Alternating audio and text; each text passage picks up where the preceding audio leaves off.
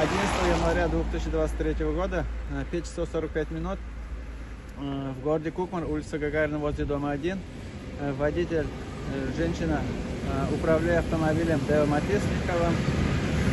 нарушение пункта 9.1, 10.1, не выбрал скорость, обеспечить безопасность дорожного движения, непостоянный контроль за движением транспортного средства, не ушла погодные и метеорологические условия, в результате чего неисправность с рулевым управлением, нарушил расположение транспортного средства на проезжей части, выехала с проезжей части и совершила наезд на мостовое ограждение. Обращаясь к водителям, прошу учесть погодные, метеорологические условия, состояние проезжей части и соблюдать скоростной режим, дистанцию и, соответственно, движение интервал.